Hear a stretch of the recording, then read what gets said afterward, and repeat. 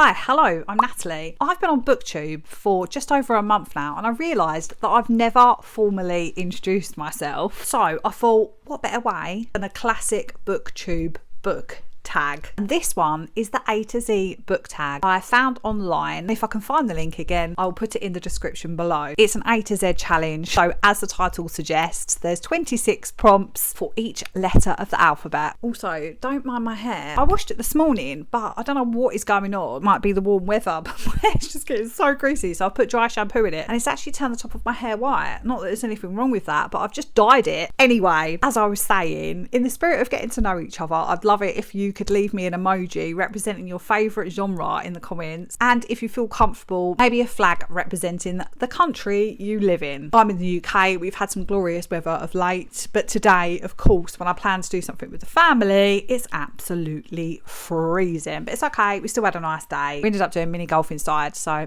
it was good, and then followed it up with a cheeky Nando's.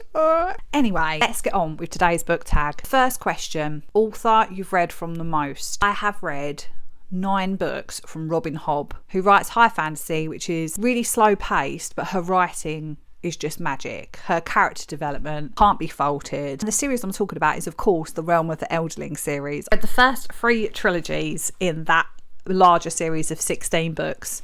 So yay for me. I do plan on finishing it whenever I get the time. And my next read author, Lucinda Berry. I've actually read 6 of her books. Best sequel ever. I'm not a massive series reader, if I'm honest. The one that's come to mind is Daisy Hates, which is the second book in the Magnolia Park series. I loved that book. I thought it was great. I gave it 4 stars and I plan on continuing. I'm currently reading many books. As always, there's normally one on audio, one from the library and one off my physical TBR. But the books I'm reading at the moment is Legends and Lattes by Travis Baldry, which I am loving. I didn't realise I was a cozy fantasy girl until last year, but I really am. That one's from the library. I'm also reading The Unworthy by Augustina Bazterrica, and via audio I have actually just started The Writing Retreat by Julia Bartz. Please let me know what you're currently reading as well. I'd love to know. And also the comments section are just absolute gold for getting recommendations. I have been recommended so many great books by you guys, so thank you for that. Drink of choice while reading. 90% of the time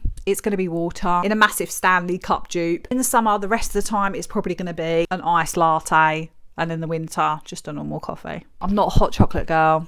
I really despise hot chocolate and everyone thinks I'm weird because of that. I like chocolate, but hot chocolate, e-reader or physical? At the moment I will say physical. I have not touched my Kindle in about 6 months plus. I went for a period of time where all I wanted to do was read using my e-reader. I could not stand reading from a physical book, but now it's the other way around. It's weird, isn't it? Does anyone else go through stages like that? Yeah, at the moment it's 100% physical and audio. Fictional character I would have dated in high school. Oh, I don't know. You know, I've got a thing for books in isolated setting, and I'm just absolutely enamoured with like anything Alaska and set in nature. Well, the dude from, what is it called? The Simple Wild? Yeah, The Simple Wild. Jonah. I feel like he's probably the kind of guy that I would have dated in high school, just because he's actually not very nice. Oh dear. Luckily I learned as I got older, and Russ is lovely. Glad I gave this book a go. Do you know what? It's going to be one of my most recent reads. I would not class myself as a cozy mystery kind of girl, and that's because I think I did try to read The Thursday Murder Club a few years ago and it just wasn't really my thing at the time. Then I read Finlay Donovan, liked it. I think I gave it 3.5 or 3.75 stars, to be pedantic. And then I thought, do you know what? I'm going to try another cozy mystery. I'm going to try Vera Wong's Guide to Being a Murderer. I loved this book. I am so glad that I picked it up. I didn't know if it was going to be for me, but the narration was incredible. And Vera as a character, oh my god, I was laughing out loud because her commentary is just so funny. She's a very feisty older lady and she sort of just bosses everyone around. I just love it. I just love it so much. This book also made me cry, and The Found Family is actually one of the best that I've read, especially in like a mystery thriller. That was just such a nice surprise. I loved that book, so I'm so glad that I gave that one a chance. A hidden gem book. So I'm going to take that as a book that doesn't really seem to get a lot of hype, a lot of attention, and I Wish It Would. Smell of Other People's Houses by Bonnie Sue Hitchcock. I read that last month. Absolutely loved it. A group of young kind of teenagers growing up in Fairbanks, Alaska, and the hardships that they're facing throughout their childhood. Really got to know the characters. It was so heartfelt. Obviously the setting was amazing because, you know, it's Alaska. I love reading about things in Alaska, so it was already made to be a hit for me, I think. But yeah, it just had such an impact on me. I just loved it. And another one I felt like, which is a short novella by Laurel Hightower, is Crossroads. This one is about a mother who loses her son and will basically do anything to bring him back. It's so dark and eerie, and the ending floored me. Sorry about the light. The sun's decided to come out. I'm going to close these blinds and see if that makes a difference. Well, obviously it's going to make a difference, but like in a positive way, I don't know, hopefully. Right, what was the next question? Important moment in my reading life. I think there's a few in different stages. So obviously when I was a kid, I do consider myself lucky. I had a really lovely home life and a lovely mother, and she used to read me stories every night before bed, and I think that's where my love of reading came from. And then when I was a teenager, I started reading, well, not a teenager, when I was in primary school, I was reading Goosebumps and Animorphs. I used to love those. In secondary school, I discovered Leslie Pierce. I just started reading like really traumatic books, like A Boy Called It. That was quite a big one back then as well. I don't know if anyone else remembers that one. Reading on and off throughout my life. The I Heart series by Lindsay Kelk was like a massive comfort read for me. All like pre-book talk, or before I even realised that there was kind of like a bookish online space anywhere, a bookish community. It's always been an interest of mine, but I would say it's probably only been the last 3 or 4 years where it's become like a full-blown passion again. The book that kind of kick-started my reading in the most recent years is The Midnight Library by Matt Haig. I was feeling, I don't know, a little bit lost, maybe a bit down, and I picked up that book and I reread it about 4 times. It just obviously came to me at the time of life where I needed it the most, and I loved it.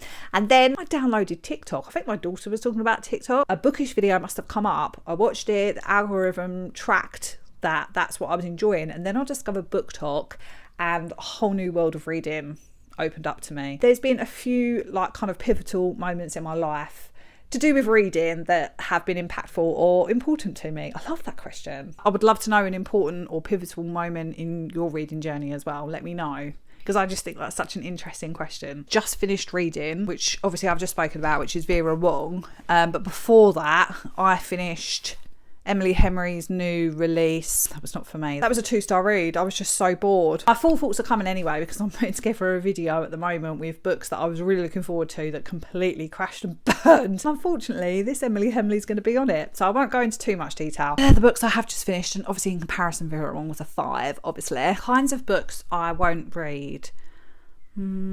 I don't know. That's a really difficult question, because I'm kind of open to a little bit of everything. I do my utmost to avoid problematic authors. I do try to be as mindful as possible with that. The longest book I've read is probably going to be either a Robin Hobb and Of Blood and Fire, the second book in that. Yeah, it was an absolute tomb. Major book hangover. Oh gosh, there's so many. Definitely felt like that after The Lonely People by Mike Gale. Kind of feeling a little bit now after Vera Wong. Number of bookcases. I've got my unread bookcase, which is the one that's upstairs. 3 bookcases downstairs of books that I have read. There's 2 kind of bigger bookcases and then 1 skinny one in the middle. It's not really a bookcase, but I've got 2 like priority TBR shelves, which I will be sorting out at some point. It's also books that I've just recently bought and shoved up there. 6. There you go. That was such a long-winded answer. One book that you've read multiple times, an absolute comfort book that I read all the time. Like, I will just pick it up and read a chapter here or listen to the audio book. Just want a bit of a comfort read, and that's The Very Secret Society of Regular Witches by Sangu Mandana. I just love it. I love that book. It's just an absolute joy. The audio book is just so goddamn cozy. I really don't know why I said it like that. Preferred place to read? In bed.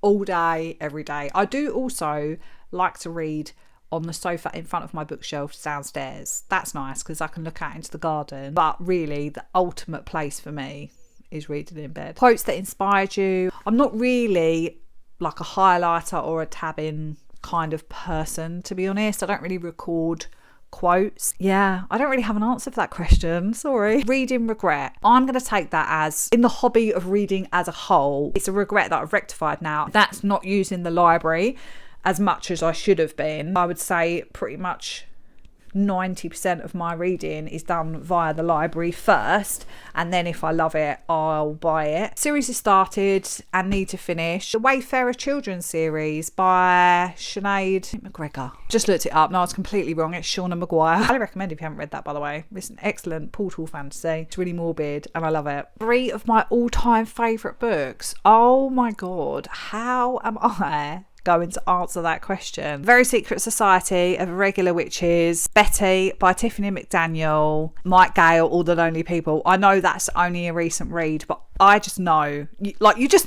get that feeling, right? That book's going to stay with me forever. Release I'm more excited about than any other release is Lung Ling Huang's Immaculate Conception, because Natural Beauty was just such a banger. That was her debut, which I just can't get over. So I am so excited for Immaculate Conception. I just think it's going to be incredible. And obviously The Unworthy by Augustina Bastarrica, but that's already been released and I'm currently reading it and it's so good. My worst habit, starting books and forgetting that I've started them. If I forget to track that I've even started it, I'll pick it up a couple of months later and find a bookmark in it and be like, oh yeah, I forgot I started that, and then I remember nothing about it, so then I have to start it again. Out of sight, out of mind is literally my daily reality. If it's not right in front of me, it just doesn't exist. X marks the spot. Right, we've got to go and find my 27th book on my bookshelf. My TBR shelf upstairs, because I never really show this one, so I have a little count up.